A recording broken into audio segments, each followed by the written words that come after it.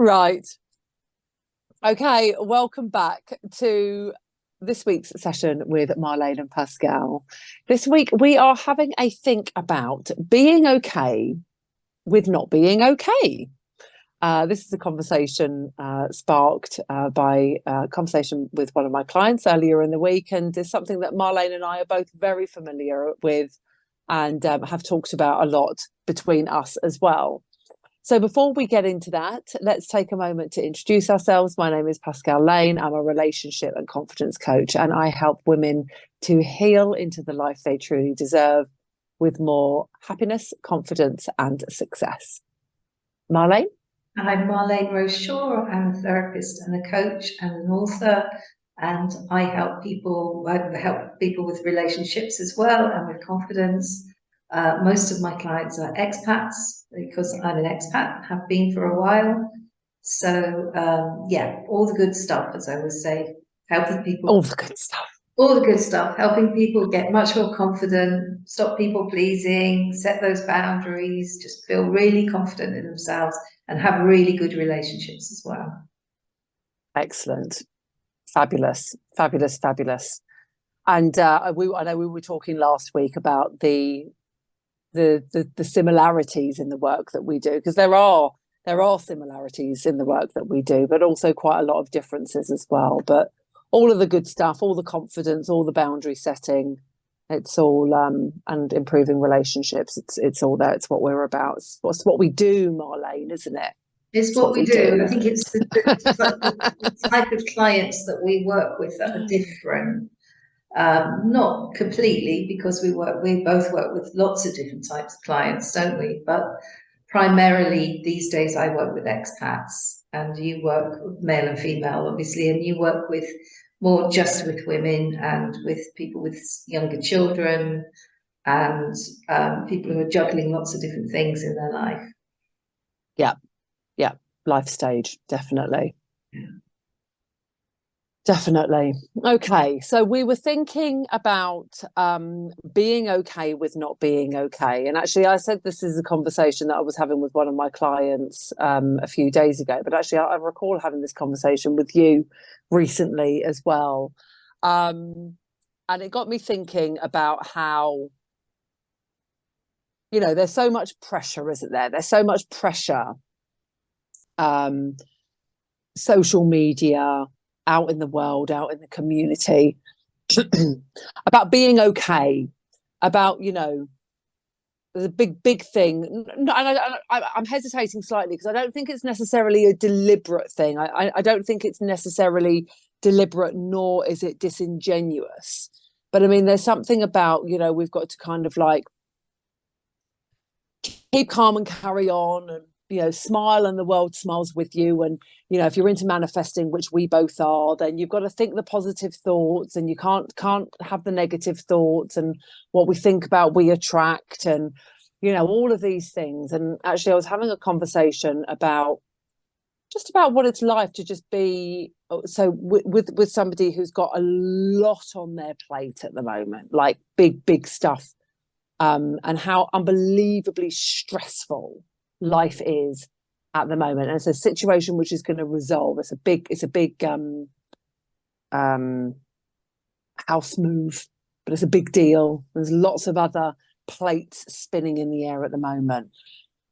And so it just occurred to me to kind of like tell her, like, maybe it's okay that you're just a bit like moody and that you're a bit of a like miserable old cow to be around at the moment. Like maybe that's okay. Like maybe you don't have to be apologetic and all smiles and stuffing it all down and being everyone to everyone. Maybe it's okay that just for the next 2 weeks you're just a bit of a bitch, and everybody just stays out of your way and brings you cups of tea. And maybe it's okay to just be okay with that.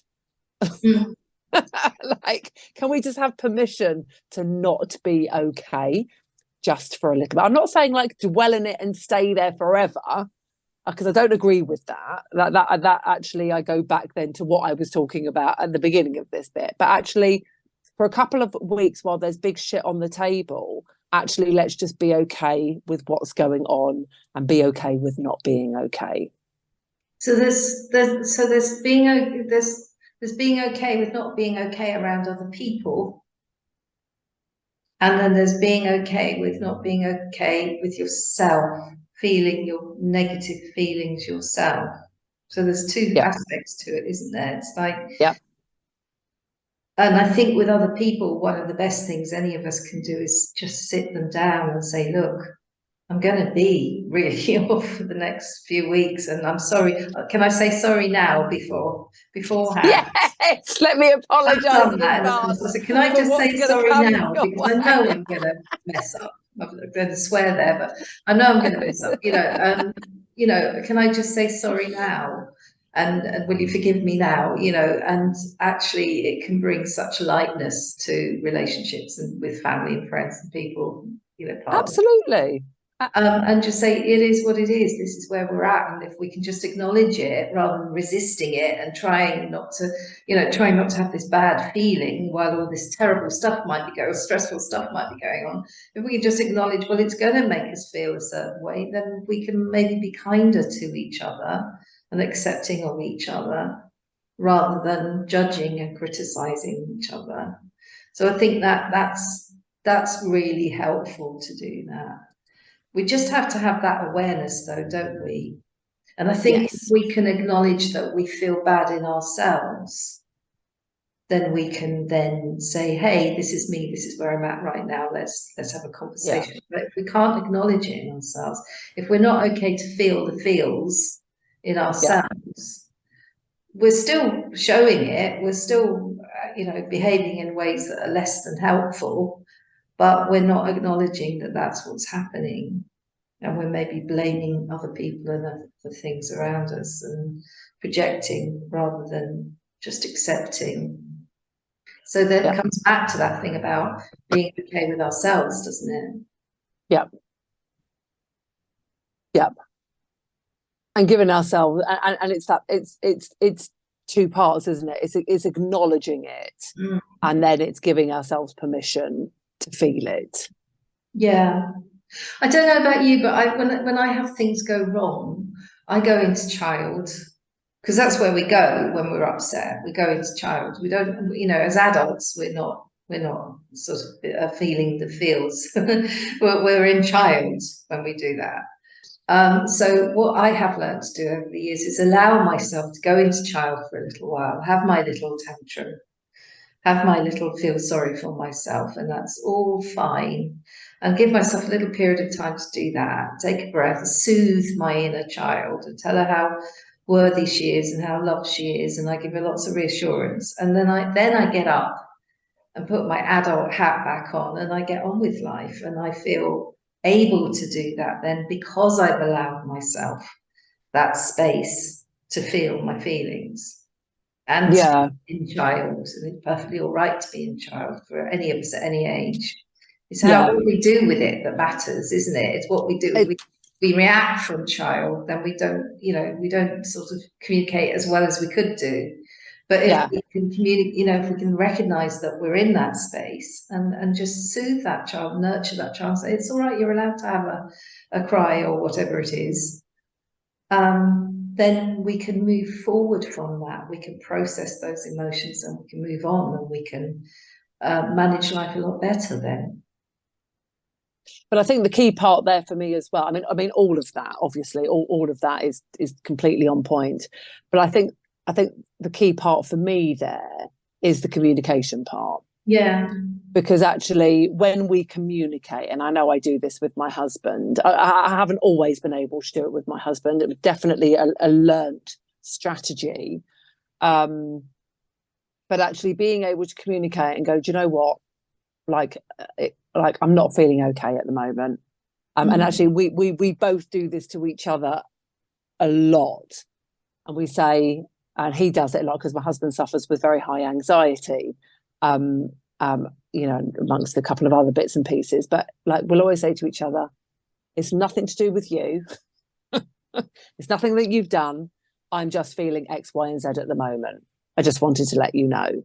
And it kind of, that also, if you're in a relationship, I think is vital, because then you're not in that kind of like, oh, you spoke to me like that, you just did that thing like that, you're being like this with me. And actually it just kind of diffuses that kind of, it's not even banter, is it? It's that push pull thing that goes on.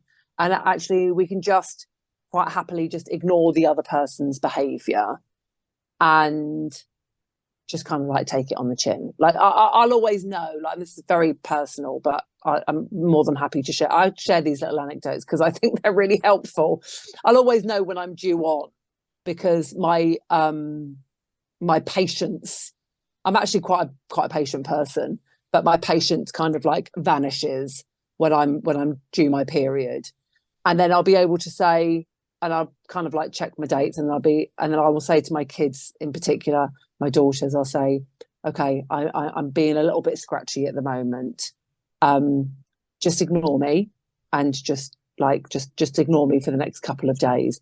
And even the process of just doing that makes me so much more aware. They have permission to, like, not necessarily ignore everything, but like everybody then is in the zone with, mummy's feeling like this, or daddy's feeling like this, or, you know, something's going on at the moment and it's got nothing to do with anybody else. It's just something that is there, and we just kind of crack on a little bit.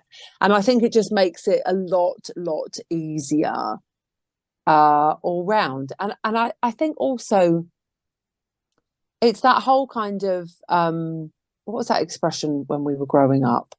Problem shared is a problem halved.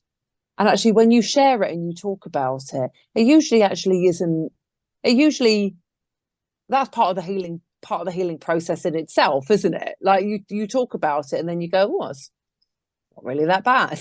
Yeah, it takes all the diffuses it, and it takes that heaviness away, doesn't it? And I'm wondering also if there's something about, you know, being okay to feel the feels. If you think about just generally as a person, or, you know, on their own, not just in relationships, but how you feel on your own. Must we feel positive all the time? Is it okay to feel negative? Is it okay to feel sad? Is it okay to feel down? Is it okay to feel any of those feelings? Or must we be on a quest to be positive all the time? And I'm saying that quite seriously, because I am on a quest to be positive often. And I catch myself sometimes with, I don't know, negative thoughts, something, and I'm very aware of it, and I shift it, because I'm very aware of the power of positivity and what it can do for me in my life, and how unhelpful it can be to be negative. However, there is also something about just saying, look, I'm having a shit day today, and I'm just going to allow myself and just accept that this is how I feel. And like I said, you know, just allow it, and then you can pick yourself up all the better the next day. But there is something there about just to say, well, you know, sometimes life's like that. This particular event or something has happened. Of course, I'm going to feel low about that. And there's something about just sitting and processing those feelings, rather than trying to. There's a difference between, I think, shifting into positivity when you catch the negative thoughts, because that's about thinking. And there's a difference between that and actually allowing your emotions, because that's a different thing. If you feel low for some reason, and allowing yourself that feeling and accepting it's part of life for a short period of time, keep an eye on yourself, obviously, but accepting that, I think that's a different thing from, I'm having this negative thought about this thing, and you know, it's not helpful to focus on that. Yeah.